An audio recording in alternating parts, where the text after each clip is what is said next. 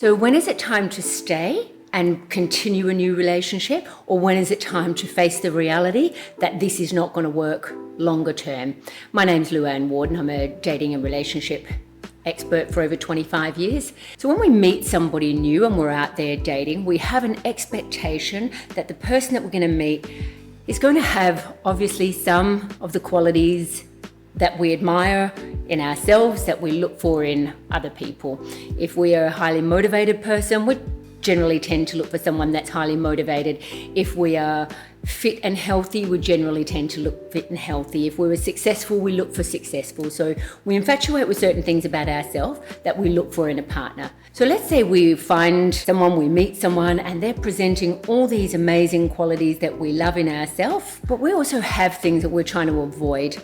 I'm telling you, when you start dating and you meet somebody and you enter into the dating circle with them or the cycle with them, they're going to actually bring the things that you are trying to avoid just as much as the things that you infatuate with. So you're progressing down the road with this person and there's things that are coming to the surface that you may not like.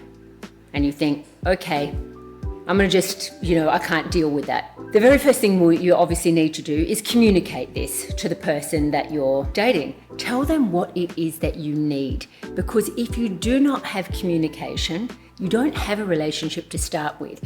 If you're entering into a situation with somebody where they're potentially going to be somebody you're going to have in your life on a longer term basis, and you can't sit down with them and open lines of communication around certain challenges and what you need and how you deal with things, then you don't have really a foundation on which to build anything on.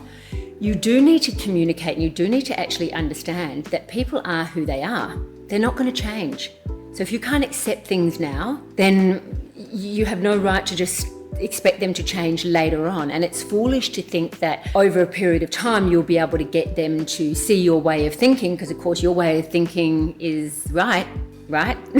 Wrong, because there's two sides to everything. It's not what they're not doing, it's what you're expecting somebody to do and they're not fulfilling that.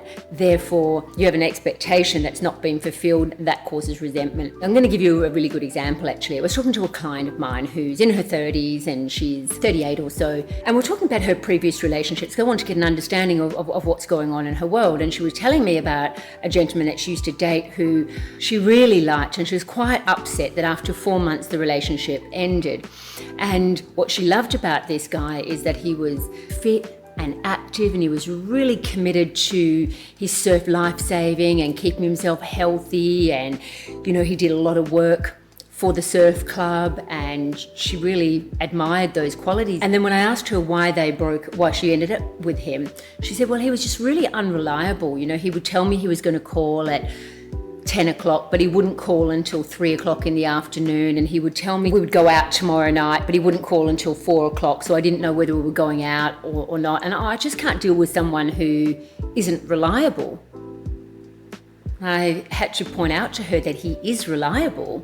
He's just not reliable in the way that she wants him to be, because he's reliable in the things that he values, which is his surf lifesaving, he's keeping fit, he's eating healthy. He's all reliable in all of those areas. She had to obviously agree that he was equally reliable as what he was unreliable. Finding a partner that actually has a similar commitment to a relationship, that is really tricky, because the commitment is a decision.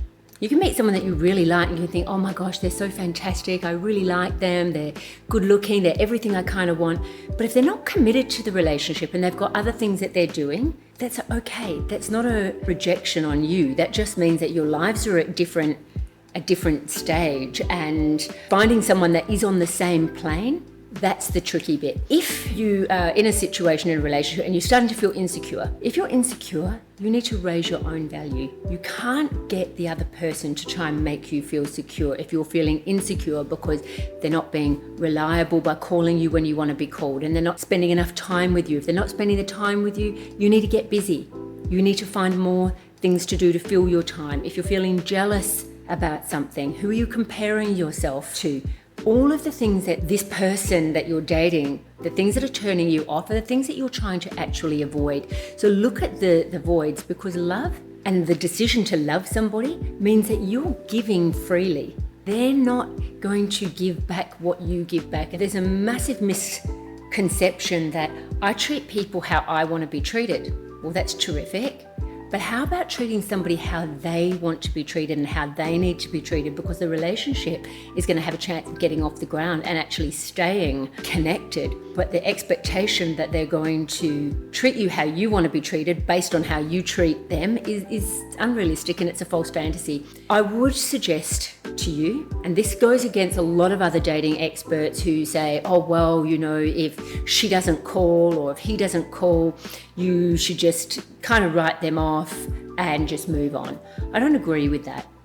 I actually agree that if you like somebody, you put your best foot forward and you give it a red hot go, and you let that person know that you're there for them, that you're prepared to work with them. And don't let someone slip through your fingers because of your petty and immature expectation that they're only going to give you all of these things that you need, because that's your infatuated part of a relationship. They're going to bring the absolute opposite. So try, okay? Because if you meet somebody that you really like and you throw it away because they do a couple of little things that you think, no, I don't really like that, I think it's a foolish attitude to have, because finding somebody is actually really difficult. But also honour yourself and honour your own heart. And if somebody isn't on the same page, that's okay too. That doesn't mean it's a rejection. It just means it's a redirection somewhere else for you to find someone that is more on the same page as you, because rejection is never about you. It's not that they're saying you are rejected. The only person that can bring love into your life is yourself, because your love is free to give. So let me recap on that. When you meet somebody and you're deciding to go into the relationship, you must look at the infatuation and the things that you're trying to avoid, because they will end up matching each other. Trust me.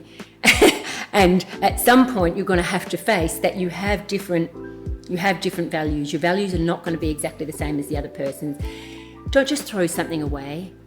Really try and make it work. And when you've done everything that you can, then you can walk away and know that your love is free now to give to somebody else. And rejection is not about you, it's about redirecting you where you're supposed to be. Is there any of you have any questions? I'm certain you've all been in a situation where you perhaps ended a relationship where you could have stayed around and tried a little bit harder. Anyway, we'd love to hear from you as always. Have a great week, everybody, and we will see you all next week.